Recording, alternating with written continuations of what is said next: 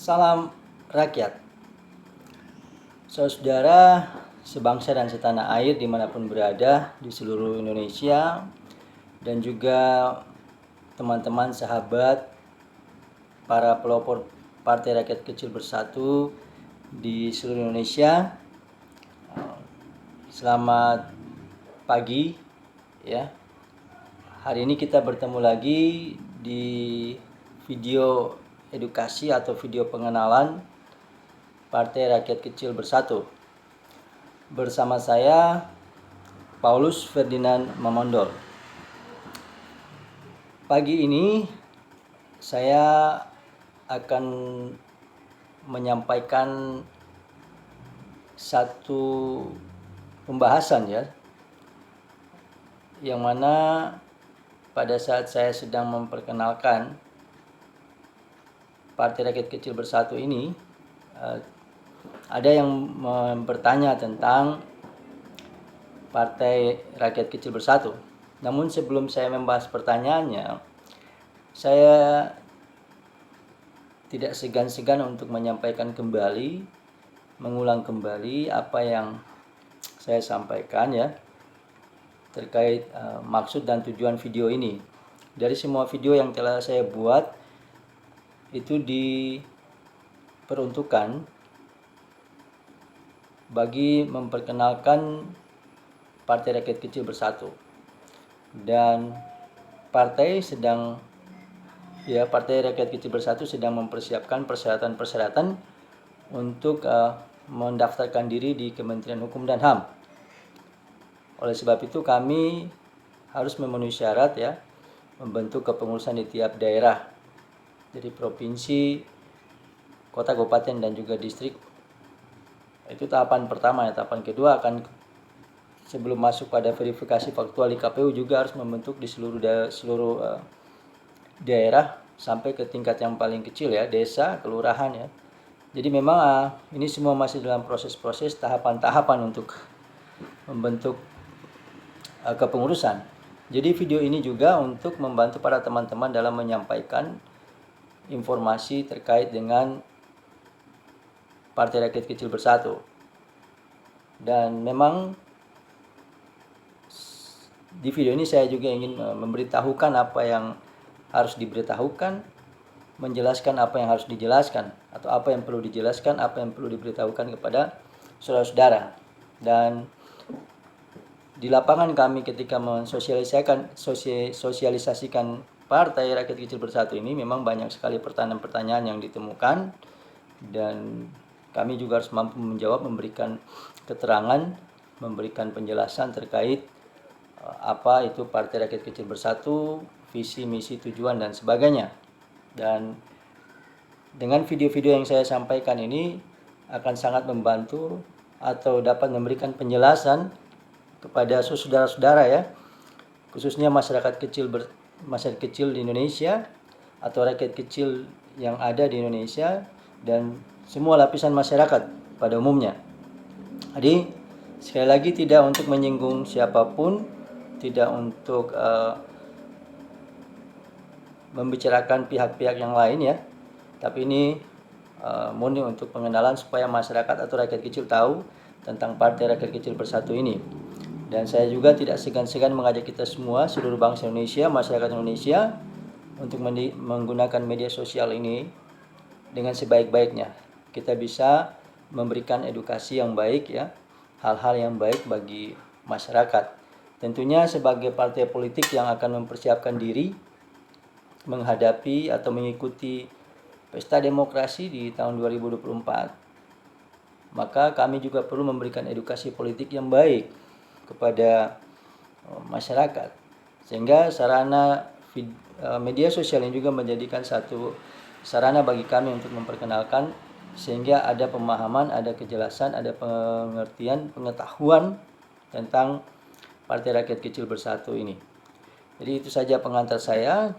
Saya berharap kita semua bisa memahami dan sama-sama untuk membuka wacana berpikir kita ya, dan lewat video ini mungkin bisa memberikan pengetahuan tentang Partai Rakyat Kecil Bersatu.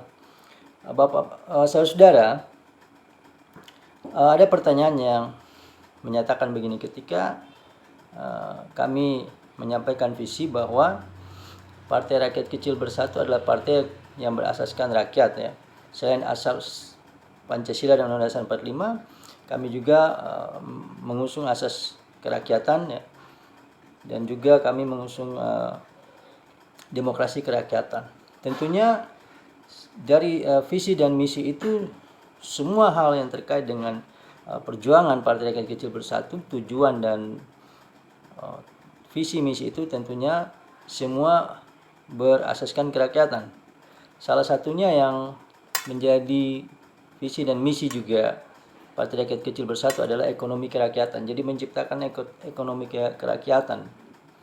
Lalu ada yang bertanya bahwa lalu bagaimana langkah-langkah politik yang akan diambil oleh Partai Rakyat Kecil Bersatu, ya? Atau lebih spesifik dia bertanya apa hubungan, ya, politik dengan ekonomi kerakyatan yang diusung oleh Partai Rakyat Kecil Bersatu. Saudara-saudara, di video ini saya akan membahas hubungan politik dengan ekonomi kerakyatan. Saudara-saudara yang saya hormati dan saya banggakan, perlu kita ketahui, ya, bahwa negara kita adalah negara terbesar dan negara kita adalah negara agraris, ya. Juga kita adalah negara kelautan dan juga negara kepulauan. Tentu daripada zaman dahulu sampai sekarang, ya, ekonomi atau mata pencaharian masyarakat adalah yang berhubungan dengan agraris, ya. Baik itu yang berhubungan dengan kepulauan, ya, baik itu juga yang berhubungan dengan kelautan kita. Jadi itulah yang menjadi mata pencaharian setiap hari dari masyarakat bangsa Indonesia dari zaman dahulu sampai sekarang. Dan itulah maka kenapa dikatakan itu menjadi ekonomi kerakyatan, karena itu kultur rakyat kita.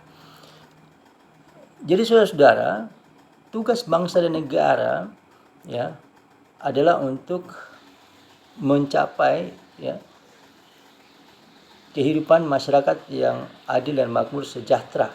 Nah, berarti secara sederhana bahwa untuk membangun masyarakat yang sejahtera, tentu ekonominya pun harus sejahtera.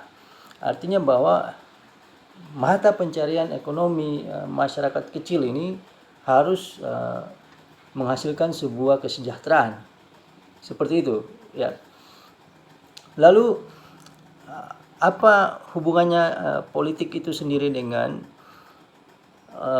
ekonomi kerakyatan? Saudara-saudara,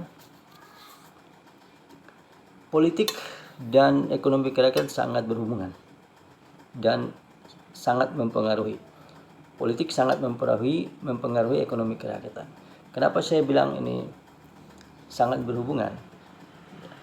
Karena berbicara ekonomi kerakyatan, dalam mengambil kebijakan-kebijakan yang pro kerakyatan, ya, maka kebijakan itu harus diambil dalam ranah politik, ya. Misalnya kebijakan ekspor dan impor, ya.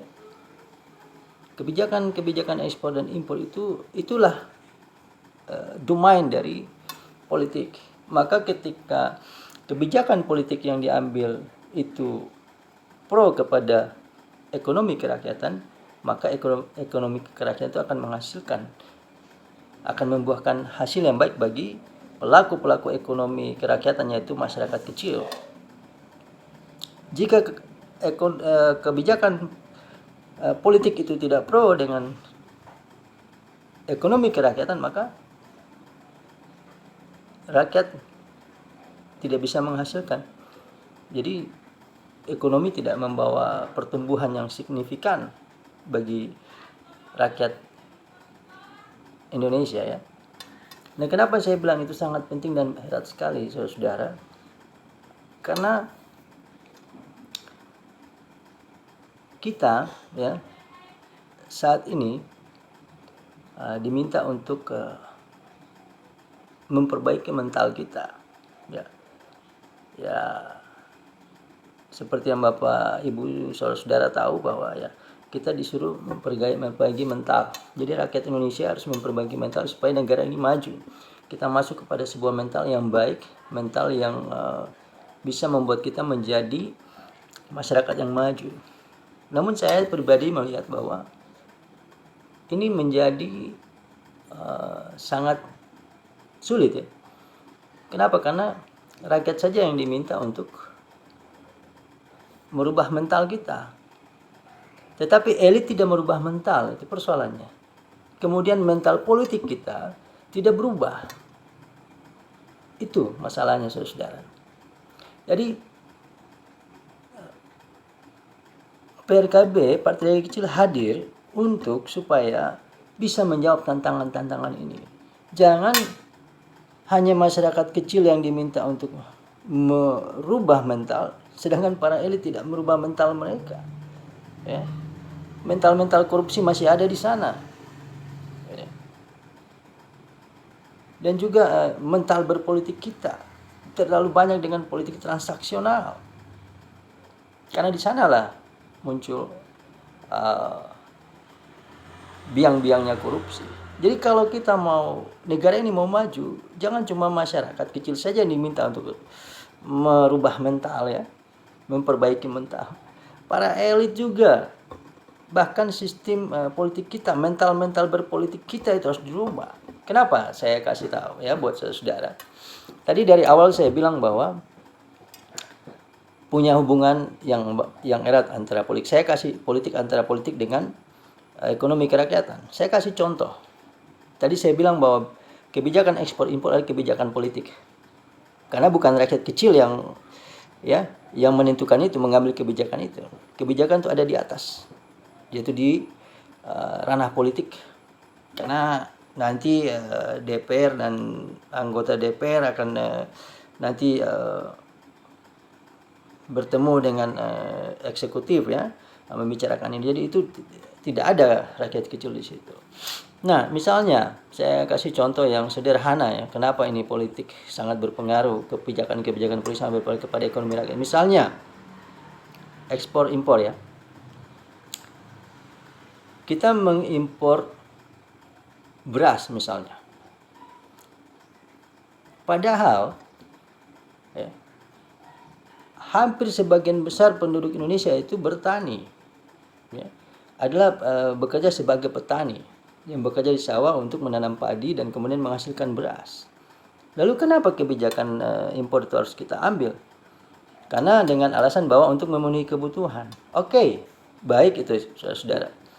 Tetapi kita tahu bahwa di dalam negara kita hampir sebagian besar masyarakat adalah petani. Lalu kenapa kebijakan impor itu diambil? Karena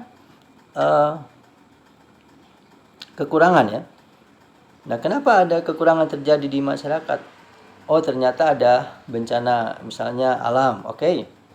Kemudian ada hama ya, sehingga produksi padi itu tidak. Nah, kebijakan itu diambil hanya untuk memenuhi ya kekurangan yang ada. Tetapi bukan bahwa impor itu harus menjadi kebijakan yang terus diambil. Ya terus ada.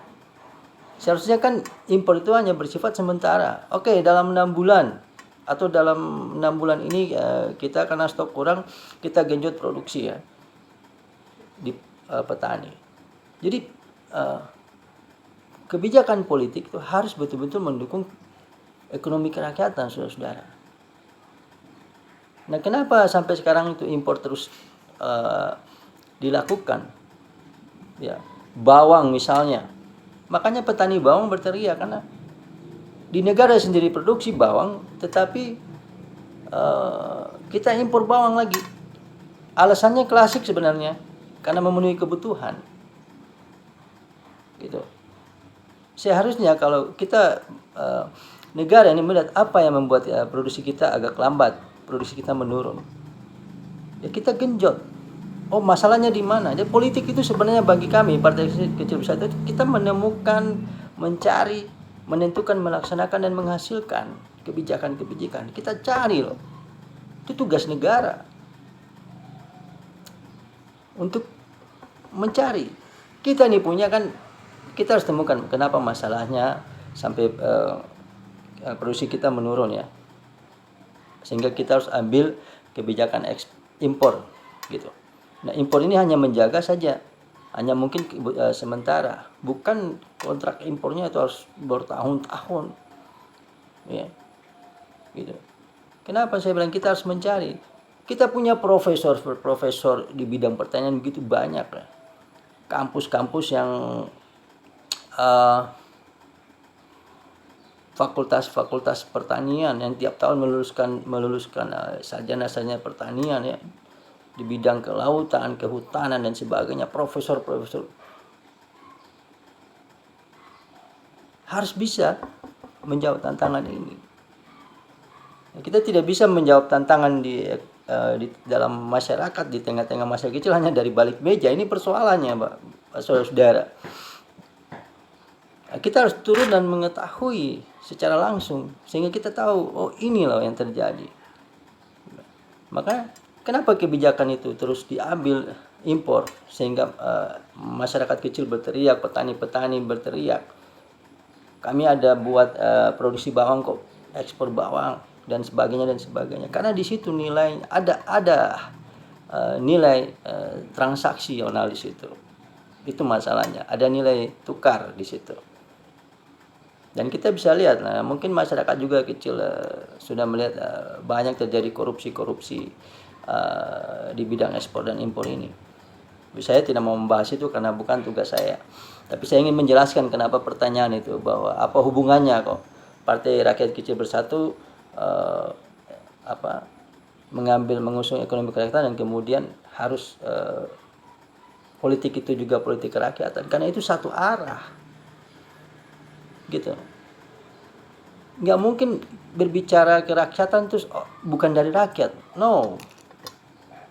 Jadi hanya rakyat yang bisa memperbaiki keadaan rakyat itu sendiri. Begitu saudara-saudara. Sederhana saja pandangan kami. Enggak ada pahlawan kesiangan yang akan melihat masyarakat kecil. Selain masyarakat kecil yang bisa membantu, masyarakat kecil yang bisa mengangkat dirinya, masyarakat kecil yang bisa mencari jawaban atas persoalan-persoalannya. Di mana itu? Seperti tadi yang saya bilang, bahwa kebijakan-kebijakan tentang ekonomi kerakyatan ada di ranah politik. Suka tidak suka, mau tidak mau, rakyat kecil ini harus ada di sana mengambil bagian dalam penentuan kebijakan-kebijakan politik. Karena rakyatlah yang tahu apa yang sebenarnya terjadi. Kalau memang dari atas sana nggak bisa turun ke rakyat, kita balik loh logikanya. Rakyat yang ke sana. Sederhana sebenarnya saudara. Maka Partai Rakyat Kecil hadir supaya rakyat ada di sana sebagai rakyat yang mengambil kebijakan keputusan politik bagi kepentingan rakyat tadi. Karena mungkin mereka nggak mau turun lagi ya ke bawah. Makanya saya bilang kita punya banyak ahli-ahli pertanian misalnya.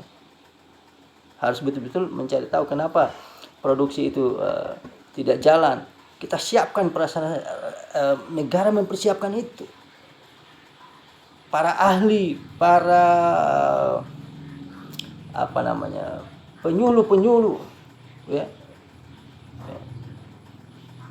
Untuk kemudian turun dan kemudian mencari tahu dan kemudian mengenjot produksi ini supaya kebijakan impor itu tidak lagi berjalan, karena tujuannya hanya memenuhi kekurangan. Setelah itu tidak ada lagi. Bahkan kita harus naikkan ke menjadi ekspor bila ada negara lain yang membutuhkan produk dalam negeri kita. Logika sederhana sebenarnya ekspor dan impor itu, saudara-saudara. Ya, ini kebijakan satu saja yang coba saya ambil contoh, bahwa kita mengimpor barang yang tidak ada di sini. Ya, misalnya alat-alat produksi, mesin yang tidak bisa diproduksi di sini kita impor ya. Kita mengimpor itu sesuatu yang tidak ada sama kita. Kan itu logikanya. Yang ada di negara lain, karena ada kebijakan kerjasama ekonomi antara negara-negara baik di secara bilateral ya, multilateral ataupun global ya. Ada semua itu. Nah, kebijakan itu diambil. Jadi kita mengimpor, logika gampangnya, sederhananya, bahwa kita mengimpor sesuatu yang tidak kita punya. Lalu kita mengekspor sesuatu yang tidak negara lain punya. Kan sederhana itu. Gitu. Jadi jangan kita mengambil kebijakan politik yang kemudian mematikan harkat dan hidup yang ada dalam negara kita. Itu namanya tidak pro kepada rakyat, saudara-saudara. Maka saya bilang tadi, untuk mengambil sebuah kebijakan tentang ekonomi kerakyatan, itu ada di ranah politik. Kalau dari sana tidak bisa turun ke rakyat, maka kita balik, rakyatlah yang ke sana. Gimana caranya rakyat harus ada di ranah politik? Ya. Maka Partai Rakyat Kecil Bersatu hadir sebagai kendaraan politik bagi rakyat yang ada, rakyat kecil yang ada di Indonesia, untuk menentukan masa depan rakyat kecil itu sendiri. Hanya rakyat kecil yang bisa untuk membantu rakyat kecil, saudara. Jadi itulah hubungan politik ya, kebijakan politik terhadap ekonomi kerakyatan. Jadi kita harus berusaha membuat kebijakan-kebijakan politik yang pro dengan rakyat. Saudara, kan kita harus belajar dari sejarah nih. Ya. Kita dijajah karena kita punya hasil bumi ya. Hasil bumi karena kita negara agraris terbesar. Ya, kita menghasilkan hasil bumi dalam bidang pertanian dan bidang agraris itu rempah-rempah. Negara lain datang karena rempah-rempah dan menjajah kita. Kita dijajah secara fisik, saudara. Ya. Hanya karena hasil dari negara kita yaitu agraris, yaitu rempah-rempah. Sekarang pun kita bisa dijajah negara lain tanpa mereka datang ke sini, saudara.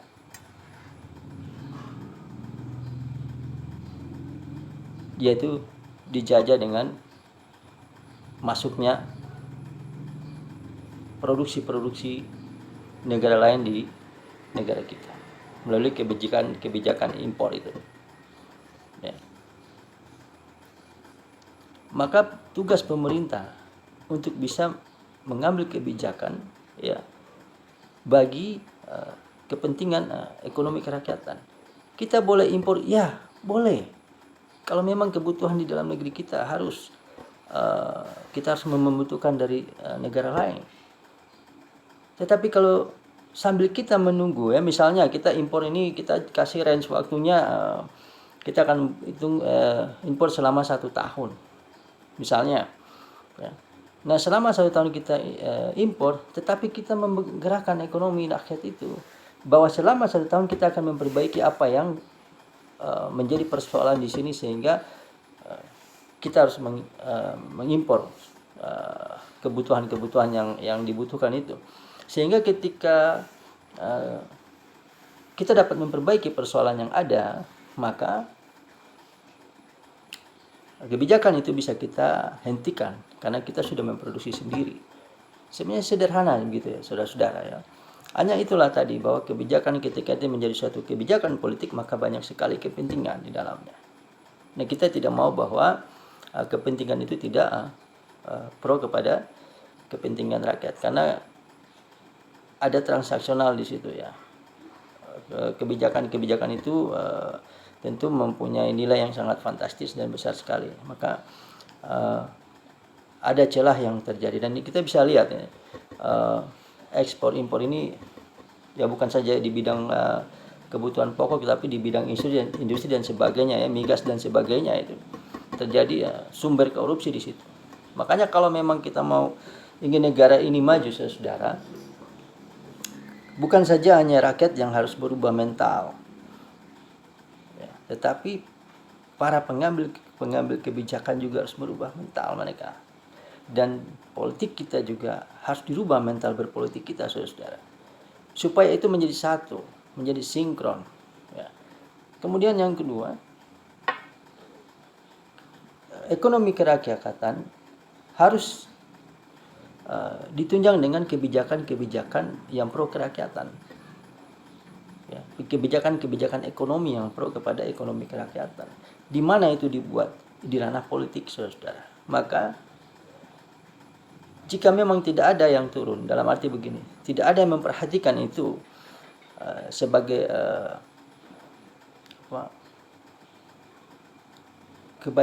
perbaikan dari kebijakan untuk turun langsung, ya, melihat dan menemukan, melakukan, menentukan dan menghasilkan itu, ya, maka suka tidak suka rakyat yang harus datang ke sana, ke dalam ranah politik itu.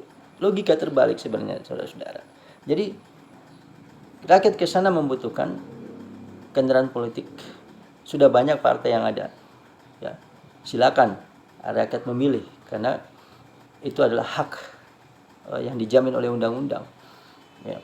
Jadi silakan rakyat memilih, dan kami Partai Rakyat Kecil hadir juga untuk menjadi bagian dari pengambilan kebijakan-kebijakan itu nanti. Maka kami Partai Rakyat Kecil Bersatu hadir untuk kemudian, inilah partai yang kami hadirkan bagi rakyat kecil untuk bisa masuk dalam ranah politik dengan kendaraan politik yang bernama Partai Rakyat Kecil Bersatu. Silakan rakyat kecil boleh memilih, ya.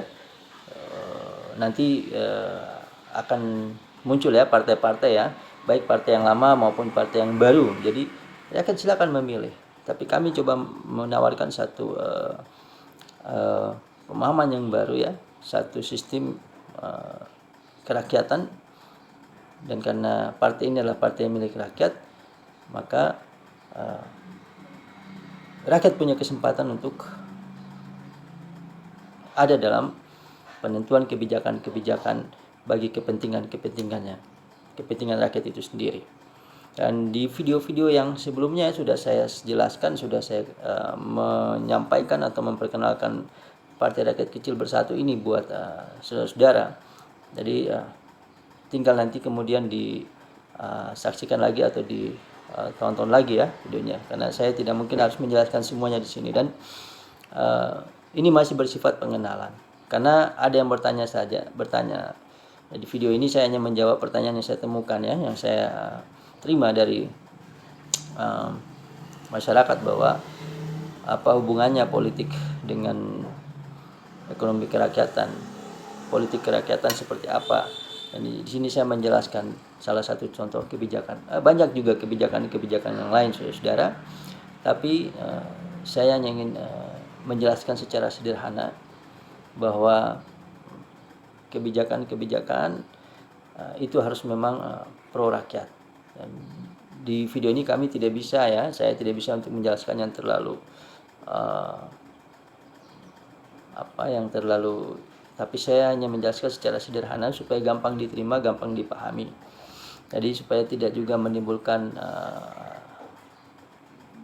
salah pemahaman, ya, kemudian salah pengertian. Jadi saya coba untuk menyampaikan secara sederhana menurut apa yang bisa saya sampaikan, saudara. Jadi ini perlu untuk kita sama-sama pahami bahwa kenapa PRKB mengusung ekonomi kerakyatan. Karena 3 alasan yang saya bilang tadi dari awal, bahwa negara kita adalah negara agraris terbesar, ya, di dunia. Hampir 70 atau 80%, ya, penduduk kita adalah bertani. Nah, jadi di dalamnya sudah termasuk nelayan, ya, karena kita juga negara kepulauan, ya, negara kelautan, ya. Jadi hasil-hasil kita lebih kepada produksi-produksi yang berhubungan dengan ekonomi kerakyatan. Nah, jadi itu sudah menjadi kultur kita, ya, saudara-saudara. Jadi ekonomi kerakyatan sudah menjadi kultur kita, ya, sejarah kita. Jadi, ya, bukan saja satu contoh, bukan saja di misalnya kebijakan impor, ya. Misalnya contoh beras, bawang dan sebagainya, tetapi ya mungkin juga ada ekspor ya. Seperti yang mungkin saudara-saudara juga tahu ya, tentang ekspor benih lobster dan sebagainya ya, ekspor ikan ya sebagainya. Tapi saya tidak membahas itu karena itu bukan hal yang harus saya bahas di sini. Tapi ya itu yang terjadi, bahwa itu menjadi contoh bahwa kebijakan itu harus pro rakyat. Karena kalau tidak pro rakyat, kenapa kebijakan itu harus diambil kan? Harus ada alasan yang kuat, dasar yang kuat. Dasar yang kuat itu bukan saja untuk menjawab tantangan saat ini, tapi salah satunya juga harus melihat progres masa depan gitu. Jadi banyak hal yang dipikirkan. Tetapi yang terjadi bahwa ada celah yang sudah kita dengar atau kita lihat sendiri ya, terjadi korupsi di sana. Nah, ini yang sangat disesalkan, saudara-saudara. Nah, makanya marilah PKB ingin supaya apa yang menjadi persoalan rakyat tentang ekonomi kerakyatan memang tidak hanya diputuskan di dalam masyarakat sendiri, tapi itu menjadi, karena ini menjadi 80% dan adalah ekonomi kerakyatan, dan negara kita adalah negara yang agraris, maka memang kebijakan tentang ekonomi rakyat tidak hanya bisa diputuskan di kelurahan, di desa ya, tapi ini menjadi keputusan atau kebijakan, pengambilan kebijakan secara nasional. Maka kalau itu secara nasional, tempatnya pengambilan itu ada di ranah politik ya, karena akan dibahas oleh lembaga politik kita ya. Karena kita kan demokrasi ya, paham demokrasi, di dalamnya sudah terbagi 3 kekuasaan itu. Jadi kekuasaan eksekutif, legislatif, dan yudikatif. Jadi di politik itu lagi tidak ada bagi-bagi kekuasaan ya, karena kekuasaan itu sudah jelas ya, pembagiannya dalam konteks kelembagaan ya, eksekutif, legislatif, dan yudikatif. Tetapi yang mempunyai kuasa adalah rakyat, yang di dalamnya adalah rakyat Indonesia, rakyat kecil, saudara-saudara.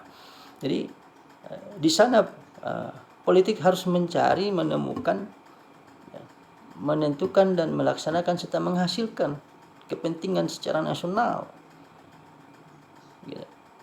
Jadi bukan lagi untuk politik transaksional dan sebagainya seperti yang kita tahu, kita lihat ya.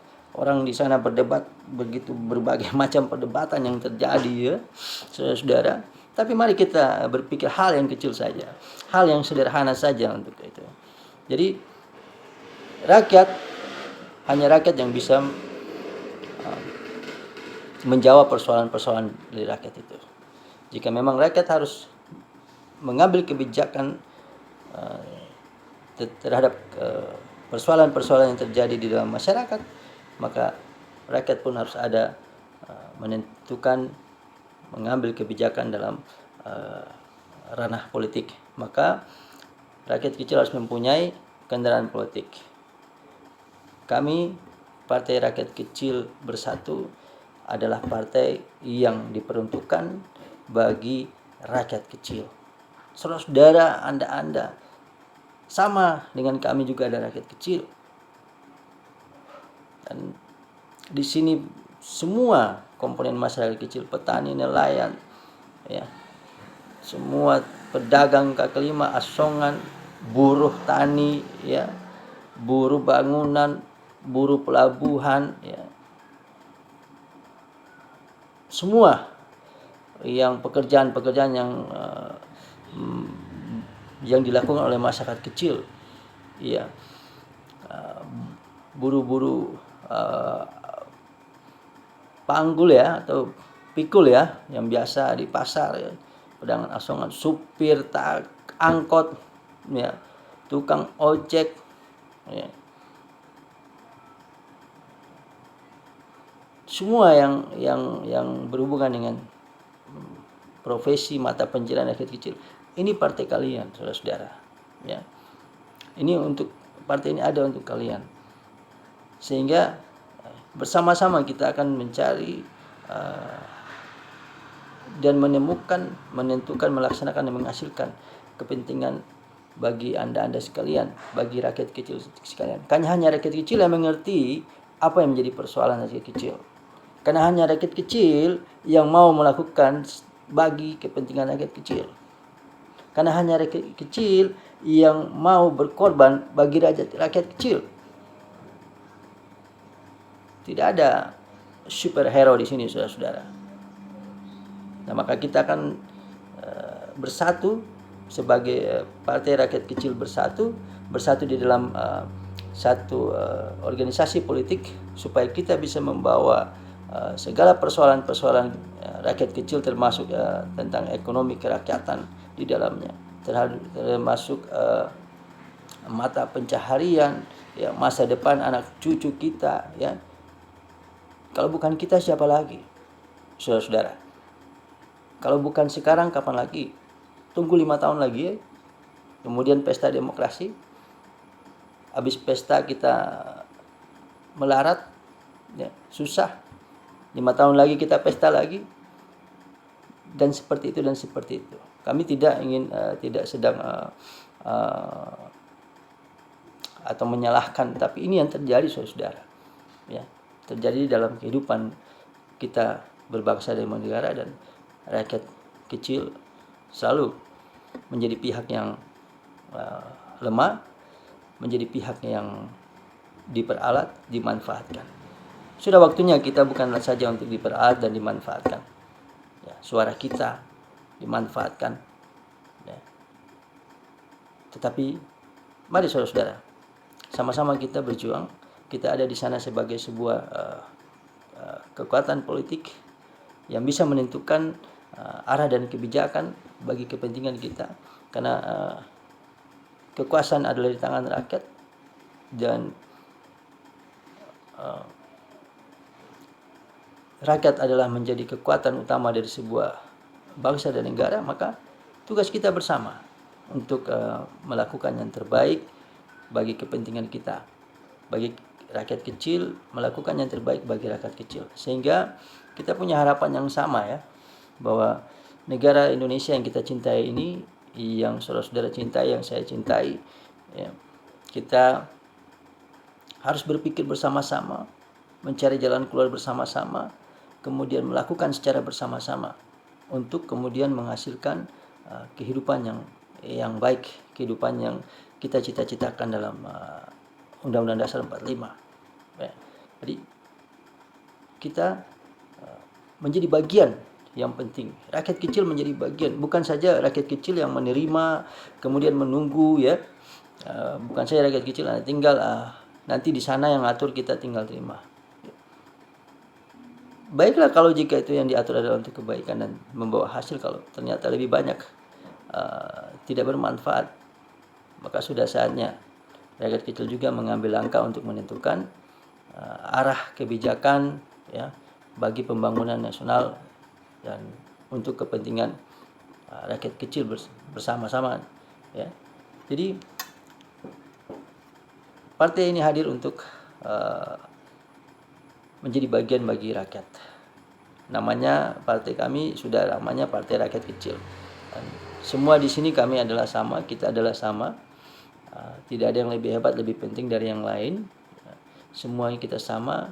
Kalau siapapun yang nanti akan bekerja dalam konteks kepartaian, ya, atau karena menjadi wakil, ya, karena lembaga kita lembaga perwakilan, ya, sila keempat, ya, Pancasila, ya, kerakyatan yang dipimpin oleh hikmat kebijaksanaan dalam permusyawaratan perwakilan.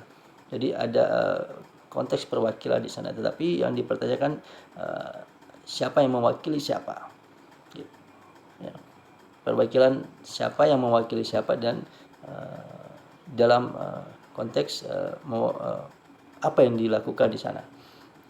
Jadi kami semua yang ada, yang kemudian Anda pilih dan menjadi wakil dalam konteks politik itu, ya, kelembagaan legislatif, ya, itu adalah abdi-abdi rakyat, pelayan-pelayan rakyat.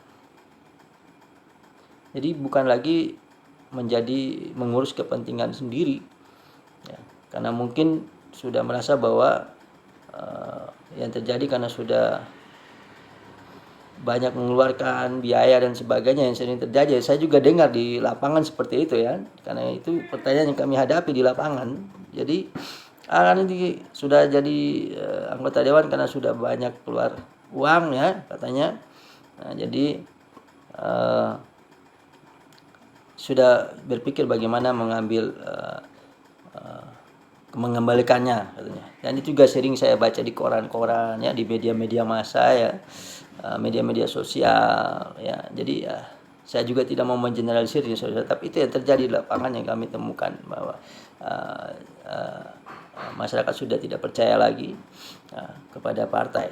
Nah, karena kita di sana adalah abdi-abdi rakyat, maka kita di sini tidak ada satupun yang merasa bahwa dia yang berkorban, begitu. Di sini kita sama-sama bekerja bersama-sama, kita mandiri ya, partai ini mandiri ya, atau boleh katakan swadaya ya. Jadi semua mandiri saudara-saudara, gitu.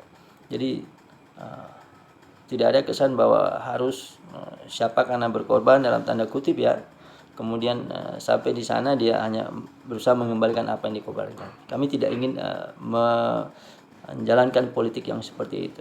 Kita harus menjalankan politik yang bersih, politik yang santun ya, politik yang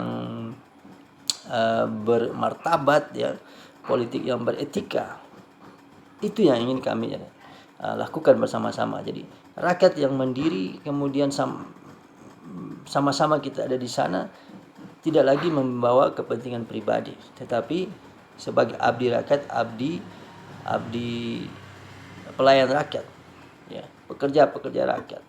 Karena di sanalah kita diberikan kewenangan untuk menjalankan kepentingan, menentukan, melakukan ya, mencari dan menemukan dan menghasilkan kepentingan-kepentingan yang pro rakyat.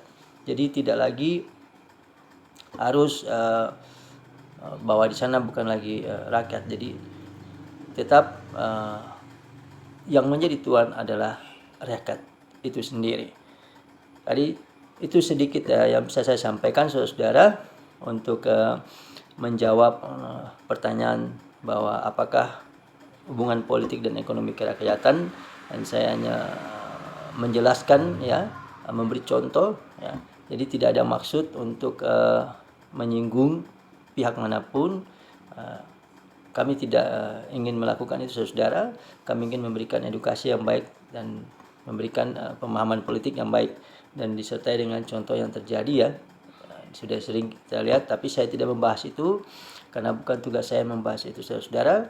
Saya hanya memperkenalkan, memberi pencerahan sehingga saudara-saudara, Anda rakyat kecil ini memahami partai yang namanya Partai Rakyat Kecil Bersatu ini adalah partai bagi kita selaku rakyat kecil bersatu. Dan saya kira itu yang mungkin bisa saya sampaikan saat ini. Dan atas nama pimpinan Partai Rakyat Kecil Bersatu mengucapkan terima kasih untuk atensi, perhatian, waktu Bapak Ibu Saudara ya untuk menyaksikan video edukasi ini.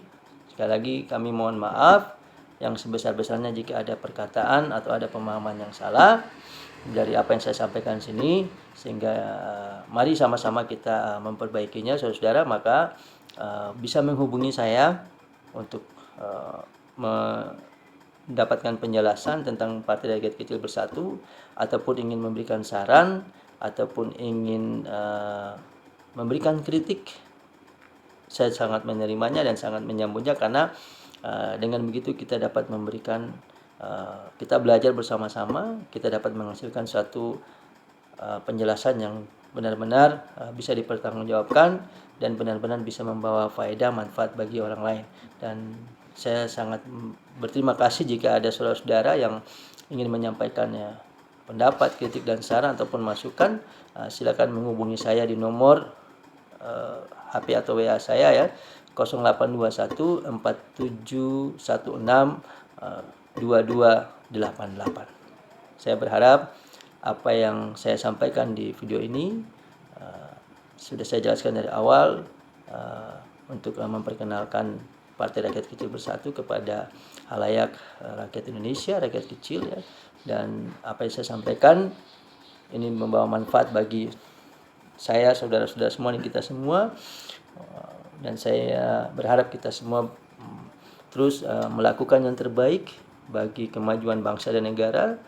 Kita semua punya tanggung jawab yang sama, hak yang sama untuk membangun bangsa ini dalam segala profesi, segala bidang, segala apapun yang kita lakukan.